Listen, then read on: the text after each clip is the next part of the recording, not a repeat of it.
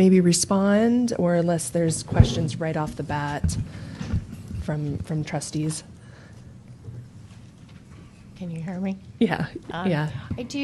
I think some of the points brought up tonight were very important. I know one of the questions I had was, what is the definition of an incident? I had asked that question before the meeting, but it was still pretty vague.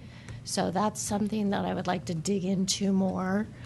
And then also, this program's been in place for quite some time now, as Mr. McCollum stated, and I had already looked that up myself. So why are we visiting this?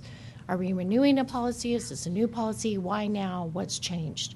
So those are some of the questions that I have.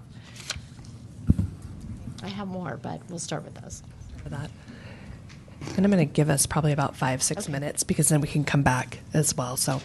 Sure. Well, I think I can be brief in this as well. I think based on the comments and input that we've heard today from our community as well, I'd be in full support of pulling that out and just putting it on hold. There's no immediate rush or anything that needs to be done.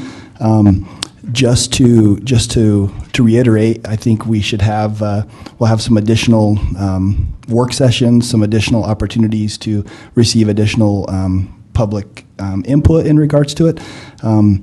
As far as why now or whatever, we are currently in the process of reviewing our emergency operating systems. It's really important and very beneficial for me as a new administrator in the district to have a very good understanding of how we would handle incidences, big incidences within our district. And one thing that we have learned as well, my working understanding of why I would support adopting the operations of NIMS is simply to align ourselves with our local first responders, our local police department, our local fire departments. This is the operating system that they use as well. So the vernacular, as somebody mentioned, there's just tons of definitions, and education is full of hundreds of acronyms, and I've been in education my whole life, and I probably still don't know them all either. So I would never expect anybody to have to know all of those, but we do have a very competent security department within the district, and it's very important that we just create as easy as we can an operation between us and all of those service providers that would help us in the event of an incident. If a roof caved in at a school during school time, or school shootings that we've heard of, any of those kinds of big things, we just want to make sure that our communications and the ways we would run that incident would align with all of the other resources around us, so that we're not at odds and we're not having a bunch of issues. I think some of those practices, I think a good example would be in the event of a tragedy, something big. Sometimes it's just natural for board members to perhaps want to show up on the scene, see if they can help. Well, it's important for us as a district to have a plan in place. How can we how can we operate and be as safe as we can, and create safe avenues? So that's the alignment to NIMS. I think it'd be important for us to get additional information on that, share that out. Like I said, there's no urgency. We are in the process of reviewing our emergency operation systems today, and we'll bring that forward to you. Our plan is to bring that to you, I believe, by the end of the school year is kind of our timeline, so that we can be prepared in the event of an emergency.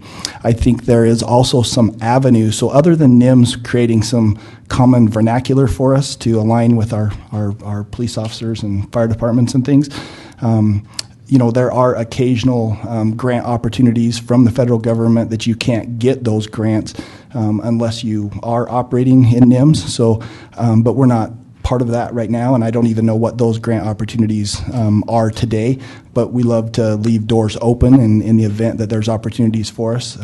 I think everyone here, myself included, we certainly don't want any federal intrusion of anything. We want to do things our way and supportive of us, so I'm just all for leaving doors open and being able to create those avenues.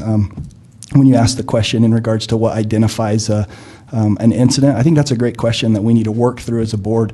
My definition is just a big deal that would occur in one of our schools.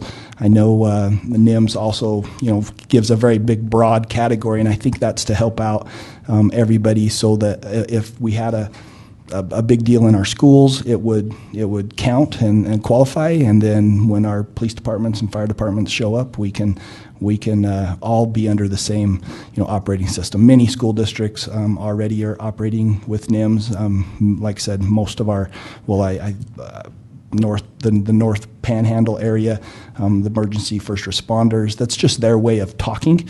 So it's really just a language thing. But I think as we're working through our emergency operating systems, we should have some additional conversations on this, and we can bring this back at a much later date, and that way we can continue to have input from our community and decide if this is something we want to adopt or not. Any other questions, or Trustee Morrisroe? Dr. Hocker, I would just ask, I believe it was last year, and Mr. Voller may or may not have been involved, but there was kind of a community, all those community partners, the county and stuff, they worked on their emergency plan. And we were part of that. I think every municipality had to be part of it, the county, the local fire departments and those sorts of things. And I don't know if that was through FEMA, perhaps, or what that was. But I know there was a resolution, I believe, that was tied to that, where we entered into kind of an agreement with that. So I can't recall exactly what it was, but how that ties into this. Multi-jurisdictional, Kootenai County, something. Emergency plan or something, right? And I think it's a kind of once a decade type thing they have to do, I believe. But if we're looking at this, maybe how those interact or don't interact, and is it duplication that we don't need? I know that looked at some of those things, like if we had a mass evacuation at the school site, how would that work and who would coordinate that and those sorts of things, I believe. Yeah, I think this is a good opportunity for us to revisit all of that. As I said, the emergency operating systems that we're looking at, our EOPs, our plan, it's addressing all of that as well, and we'll have that in place and be able to share that out with you in hopefully a few months. I think our timeline is April, May-ish, that we'd be able to present that to the board. Thank you. All right. Can we, just for the sake of knowing, kind of figure out when that's going to come back to us? I mean, not tonight, but I assume we'll set that into a workshop or something like that. So it won't be the January one, obviously, because that's booked, but February or later. Okay. Great. Thank